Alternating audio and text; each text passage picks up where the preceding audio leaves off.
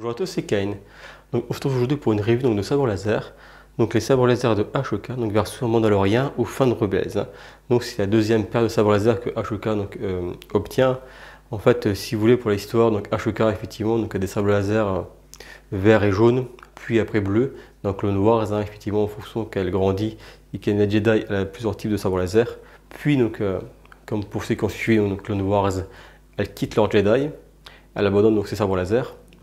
Et plus tard, elle se fait attaquer donc, par des inquisiteurs qui veulent la tuer, donc après l'ordre 66.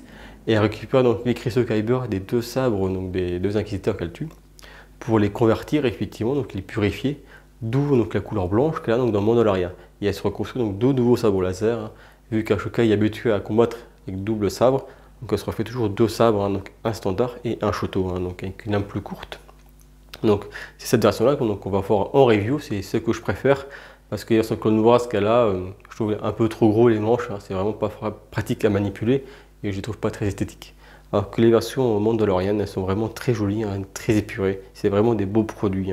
Donc toujours acheter, donc c'est mon partenaire de sabre laser, donc je peux pas les sabres laser. Donc toujours avec le code également, donc Ken10, vous avez 10% de remise sur tous vos achats, avec les frais de port offerts, donc c'est toujours intéressant. Sur certains montants, ça fait quand même une belle remise. Donc les sabres, toujours chez Je peux pas, les sabres laser sont garantis à vie. Manche aluminium, version NeoPixel. Ils peuvent également être vendus en version RGB pour le combat, ou simplement en stunt, donc sans son et sans fonction effectivement NeoPixel, pour vraiment avoir un sabre pur combat. Donc là, c'est livré effectivement, vu que c'est par deux, vous pouvez donc deux lames NeoPixel. Après également, donc si vous n'avez pas forcément envie d'avoir les deux, si vous préférez le shoto ou le grand, vous pouvez les chasser séparément. Ils sont vendus donc seuls, à 399 il me semble de tête et 689 € les deux. Donc on peut être vendu vraiment séparément, donc soit en version RGB, soit en version donc NeoPixel. Donc moi j'ai pris l'eau en NeoPixel. Et également c'est fourni avec deux petits caches pour la poussière qui se mettent ici. Donc toujours sympa. En plus les logos sont vraiment très jolis. Voilà, je vous montrerai tout à l'heure en version effectivement plus proche.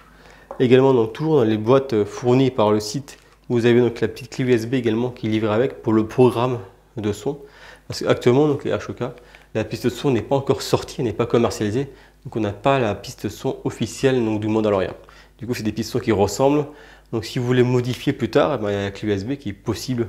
Par contre je ne conseille pas de le faire si vous ne connaissez pas ou ne maîtrisez pas le logiciel. Parce que si vous faites une fausse manipulation, ça va dérégler le sable et votre sable sera foutu, il ne va plus démarrer. Donc il faut vraiment, pour ceux qui connaissent bien effectivement le logiciel, avec les petites programmations pour bien coder les choses, pour ne pas avoir le sabre qui merde à l'allumage. Par contre, ce qui est bien, donc maintenant ils fournissent une vraie notice officielle et plus un simple PDF, vous avez une vraie notice cartonnée, donc qui est vraiment très jolie, qui est bien expliquée, donc c'est en anglais, par contre il n'y a pas encore le français, mais bon, voilà, si vous vous débrouillez un petit peu en anglais, ça pose aucun problème, on a vraiment toute l'explication du sabre, avec vraiment donc, tous les réglages, ici aussi, des dessins qui expliquent vraiment comment paramétrer le sabre. Donc, parce que dans le sabre NeoPixel, vous pouvez donc choisir la vibration de la lame, si ça clignote vite, moins vite, lumière fixe. Vous pouvez choisir donc effectivement de régler toutes ces options de clash, contact, blaster. Vous pouvez également choisir les différentes couleurs, changer les pistons. On peut vraiment régler comme vous souhaitez le sabre. Donc c'est pour ça que ça m'a bien aidé parce qu'effectivement vu qu'il n'y a pas de piston dédié, il n'y avait qu'une seule piste avec de lumière blanche et le son je ne le trouvais pas très beau. Du coup j'ai changé une autre piste. J'ai mis une lumière fixe parce qu'en plus eux ils avaient mis une lumière vibrante de base. Donc ça ne me convenait vraiment pas parce que HEK a des sabres avec des lumières fixes qui ne sont pas instables. Du coup, j'ai vraiment reparamétré le sabre comme je voulais moi pour avoir une lumière fixe blanche avec un piste son qui se rapproche vraiment, une piste son plutôt, qui se rapproche vraiment de la série. Voilà. Donc j'ai reparamétré ça.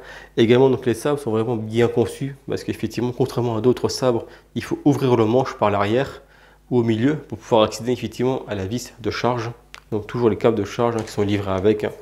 C'est une simple connectique avec une prise USB, donc un chargeur de smartphone permet de charger le sabre.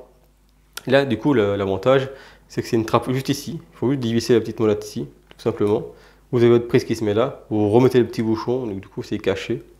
Donc ça, c'est bien parce qu'il y a d'autres sabres, comme le Qui-Gon, où la prise est vraiment visible au milieu du sabre, sans cache. Donc c'est un peu gênant, on va dire, pour l'exposition ou même pour le visuel. Alors que là, effectivement, tout est caché dans le sabre. En plus, avec la petite molette, pas besoin de le démonter pour le charger. Donc c'est vraiment plus simple. On a le petit cache. On met le chargeur, on le repose et c'est parfait. Donc du coup ça permet d'avoir un beau sabre en exposition. Également pour du combat, Donc le sabre il est un peu rectangulaire, comme vous pouvez le voir. Du coup, moi, la prise en main reste quand même très agréable. Il n'est pas très épais, contrairement aux versions Hasbro, des versions Clone Wars qui sont vraiment énormes. Donc la prise en main est vraiment très compliquée. On ne peut pas le prendre effectivement pour du combat. Là, je pense que ça ne posera pas de problème. Je ferai une vidéo en extérieur pour vous montrer effectivement comment on manie le sabre.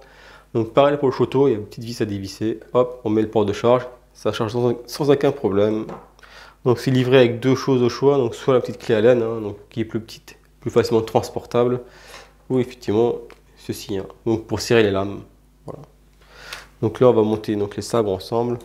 La seule point négatif on va dire que je trouve dommage, c'est que là c'est un Shoto. Et donc normalement effectivement HK a une lame plus courte. Pas parce que le sabre est plus court, mais la lame est plus courte aussi. Mais là ils l'ont pas fait, ils ont envoyé deux lames identiques de même taille. Donc c'est quand même plus court parce que le sabre est plus petit. Mais normalement la lame, c'est une lame de 85, ils ont mis 87. Normalement je crois que la lame de tête elle doit faire 67, 70.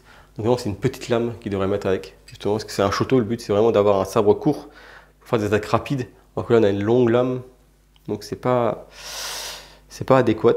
Mais bon ça c'est pas dramatique on va dire en soi, puisque le sabre est de la bonne position, donc il n'y a pas de problème par rapport à ça. Mais du coup il faut juste acheter une lame plus courte. Donc je pense que je ferai une commande chez KR Saber ou alors qu'est-ce qu'ils vendent des lames Ultra Saber, ouais, chez Ultra Saber. Donc je crois qu'il n'y a pas de douane.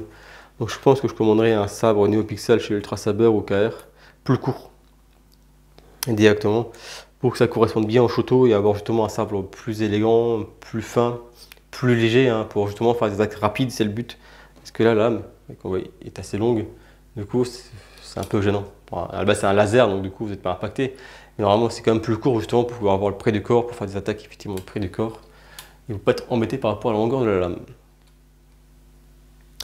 Voilà, donc je ferai la démonstration tout à l'heure. Là c'était pour prendre donc, déjà les sabres dans un premier temps. Et puis je ferai une deuxième vidéo, comme pour le Mass Window, il faut que je fasse ça donc, en extérieur pour vous montrer l'effet de lumière. C'est une pixel, donc ça éclaire vraiment très bien. Et pour vous montrer toutes les options. Voilà les amis, j'espère que ça vous a plu. Je vous dis à très bientôt.